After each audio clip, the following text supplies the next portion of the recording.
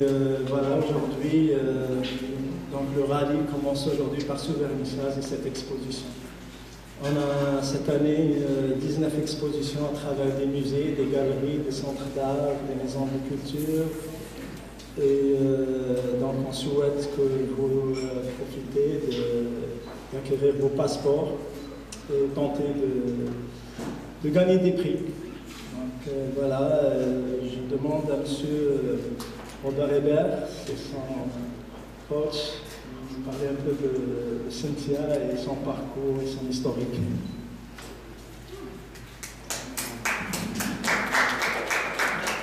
Bonjour. Je voudrais remercier Ousmane de l'invitation au nom de Cynthia et en mon nom personnel. Puis je voudrais évidemment remercier M. Debar de nous avoir accueillis aujourd'hui dans ce magnifique lieu. Ousmane m'a permis de visiter en haut le beau salon. Puis j'espère que vous aurez tous la chance de le visiter un jour. Quelques mots sur Cynthia. Donc, moi, ça fait une vingtaine d'années que je travaille avec Cynthia.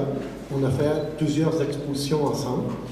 Et ce qui m'a toujours touché en elle, c'est son côté humaniste. On dit d'elle une photographe humaniste. Qu'est-ce que c'est? C'est quelqu'un qui va à la rencontre des gens.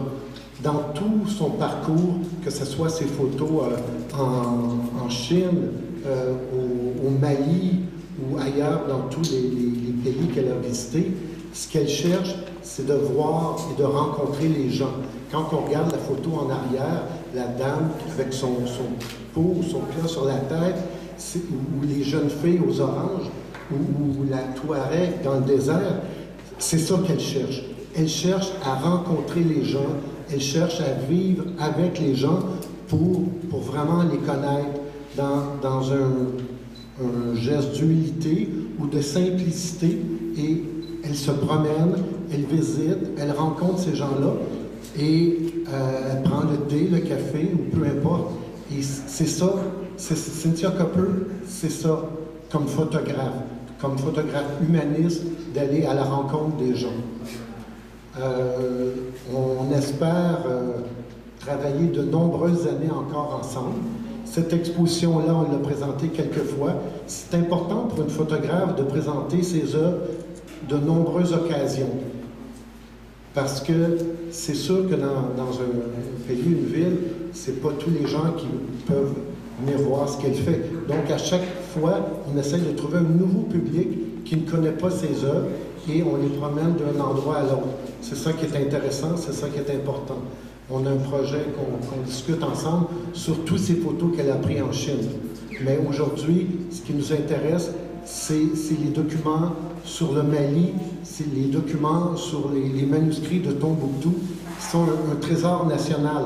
Elle a voulu aller explorer ça, aller directement à Tombouctou, à la rencontre des gens, qui préservaient les manuscrits. C'est très important parce que ces manuscrits-là sont un peu l'histoire du monde, c'est l'histoire de l'Afrique. À une certaine époque, au 12e siècle, c'était le plus grand lieu universitaire sur la planète.